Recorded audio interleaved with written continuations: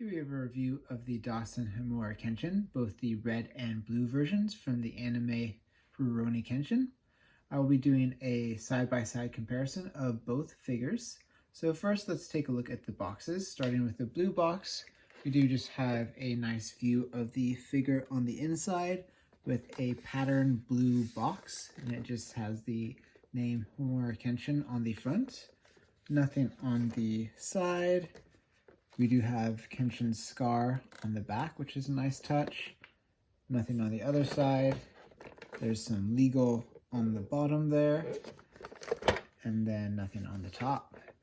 And we have the same for the red version of the figure as well. A nice view on the inside. We do have that same scar on the back, and then legal on the bottom. Now to review the accessories for the red and the blue Kenshin sets. So obviously we do have the different color robes. The blue Kenshin also does have a different hairstyle with a more dynamic wind-blown hairpiece, which is going to look great for action scenes. We have several similar pieces and accessories between the two sets, but we do have some differences as well. Let's start with the similarities between the two sets. So first off, the base and the stand arms are the same. These bases will connect together, so you can make more of a wider display if you do have both sets. The scabbard and the reverse blade here are the same between the two. This isn't a full blade, it's just enough to pull out and make it look like he's drawing the blade. Some nice detailing on that, but again, that's the same between the two sets. And then we do have the reverse blade swords, the full length sword, which is the same between the two sets as well. Now the blue version does come with two of these. I'm not able to see any differences between these. They do look identical with the blade here on the back side, and it is a nice touch that they do have this actually coming to a point on the back side, and then the front is blunted, so very true to the sword, true to the anime. But again, I don't see any differences between the two of those, so I'm not sure why there's two there, but it's good to have them, I suppose. And then all of the hand accessories are exactly the same between the two. Where we get to the differences are with the faceplates. So the 5 faceplates for each set are entirely unique to the set, which is great. So you can not only swap the hair, but you can also swap the different faces and get a lot of different expressions and poses out of this. Starting with the red faceplates, we do have his confused or dazed face that we see in the anime. And I want to point out that the faceplates also are where you connect the ball joint for the neck. We have the surprised face that we see in the anime as well, which looks really good. We have a gritted teeth looking to the side. And the detailing here looks really good. The decaling with the eyes looks great. The scar looks really good as well. We have more of a happy neutral face looking to the side, and a closed-eyed smile. Now for the blue Kenshin faceplates, we do have a shadowed face, and I will say that the faceplate itself does look a bit much with the shadow, but considering he's going to have his hair coming down with the bangs, it's probably going to look a lot better when it's actually put together. And I'm noticing going through this that the blue Kenshin only has a single scar rather than the cross scar. That's not from the anime, so I'm not sure if that's maybe in the manga where he has just the single scar, or maybe it's in one of the flashbacks in the anime. But for the current day or present day story in the anime, he definitely has the full cross scar there. So I'm not sure where that's exactly from. We do have a yelling face, a neutral face, neutral serious, more of a serious face looking to the side, and then gritted teeth looking to the side. And for the hair, so we do have the hair piece, which I wouldn't really call this an accessory on the blue because it is just the main hair that does attach onto the back there, but it does come separate, so I'm including it in the accessories. But for the red, we do have some different bangs here. And looking at them, so the difference really is he doesn't have this longer bang in the middle. I don't recall really ever seeing this style, the separate accessory that they give you in the anime. But yeah, you have another bang style there that you can use as well.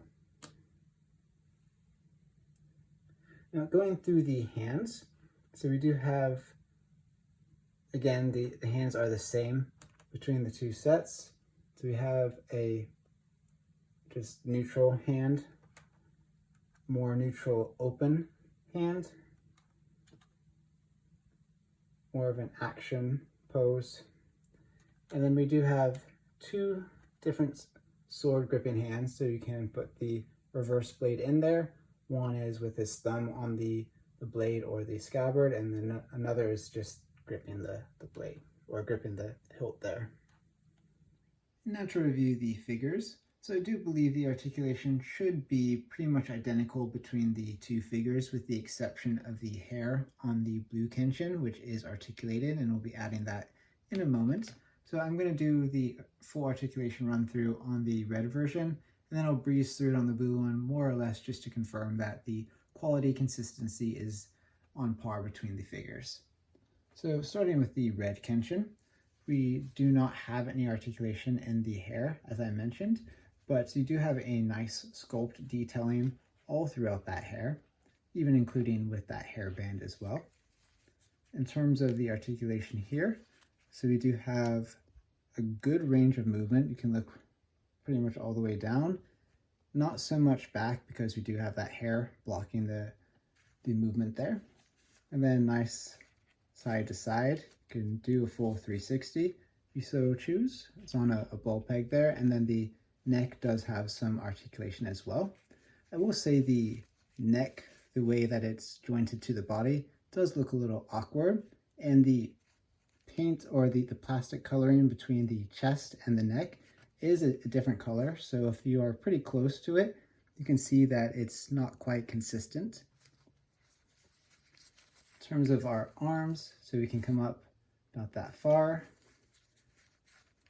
Can do full 360, but your robe does get tangled. A bit squeaky, tight on the joint, which is kind of nice. Let's see if we can look down. So we do have, yeah, it is a butterfly joint there, and you can come in pretty far there across his chest. Same with the other arm. Now for the torso, can lean about that far forward and very far back. Actually, you can lean a little bit further forward. And then a little bit of a twist there on the sides. Our hips, we can come out almost 90 degrees. Forwards, about that far.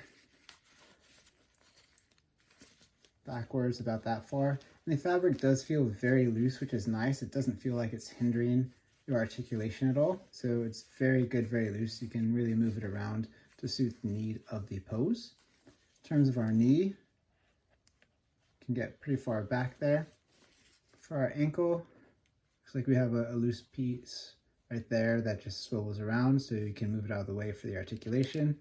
We do have a nice crunch upwards, and then fully back, and here's this piece that I was mentioning that swivels around, and you can move it out of the way.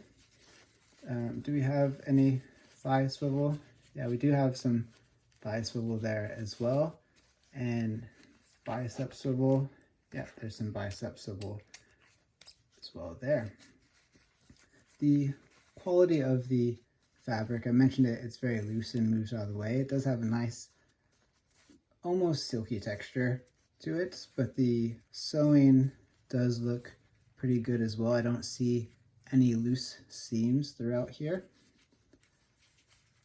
And then we do have a little bit of detailing there in the sandals. Other than that, the sculpt is pretty plain. It's just a nude body with the robe over the top. And this does look like the belt is elastic as well. Yep, so if you wanted to remove that, it would be easy just to pull it down. You don't actually need to untie that. I would recommend not, because it's probably going to be difficult to get it looking that nice again. But it is elastic, so you can just pull it down, and because it's elastic, you should just be able to stick the scabbard in there, and it'll rest nicely at his side. I have messed up the robe a little bit in my articulation test, but you can put it back relatively easily. And we'll stand him like there, possibly. All right, now for the blue one, so I haven't put on the hair yet just because I wanted to see how easy it is. It does go on fairly easily.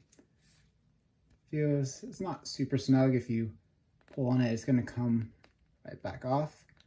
If I give it a good push, yeah, there you go.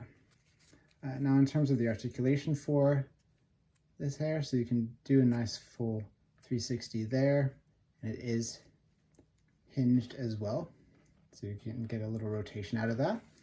In terms of just checking to make sure the articulation here is all relatively the same.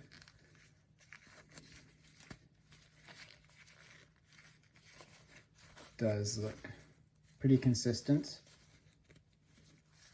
And I'm not seeing any quality issues with this figure either. So overall, the articulation on these is pretty solid. There is, again, that a little bit of discoloration in the plastic between the neck and the face, and then the chest there. But the robes are very nicely done. It does suit him very well, and it lends very well to the articulation. I did want to try out the shadowed faceplate to see how it does look with the bangs covering the forehead. But before I get to that, I do want to mention that the posability of these figures is very nice. They're very smooth, as you can see with the red Kenshin there that I have drawing his sword from the scabbard. It was very easy to put him into that pose. It felt very nice and natural, moving around the body parts and getting him into the right pose. So I really love the articulation of this figure. I think it's pretty top notch. Now moving on to the face plates. So the head does come off relatively easily there, and we can just pull the bangs forward and should just be able to plug in the shadowed face. And yeah, I still think it looks a bit off. At least in this bright lighting, I don't think it looks quite right, even with the bangs covering. So I'm not super fond of that faceplate. But while I have the head here, I can just confirm, and this shouldn't be an issue, but I do want to confirm that the faces are fully swappable between the two models, and they should be. Yep, so no issues there. And for our height, Kenshin does stand at just over 6.5 inches tall. And for our height comparisons, here we have both of the DASIN Himura Kenshin figures with the DASIN Sagara Sanosuke. And here we have both Kenshins with the DASIN Genos from One Punch Man and the Black Series Commander Cody from Star Wars. And here we have them next to the Figure Arts Yuji in Sukuna form from Jujutsu Kaisen and the Figure Arts Saiyan Raised on Earth Goku from Dragon Ball Z. Overall, both the red and the blue version of the DASIN Himura Kenshin are excellent figures, and I would highly recommend them. If I had to pick one over the other, I would say the red version, just because that's the version seen in the anime, and that's the version most memorable to me. But if you're able to get both of them, then I would definitely recommend it, because you can mix and match the accessories between the two figures.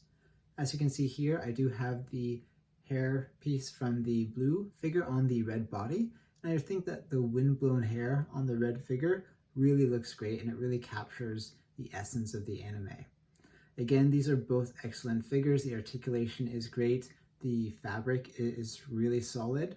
If I had to pick one minor quip, I would say just the discoloration between the neck and the chest, but it's really not that noticeable. Also, the joints on the wrist are a little unsightly, but again, not that noticeable. So overall, excellent figures, and I would highly recommend them.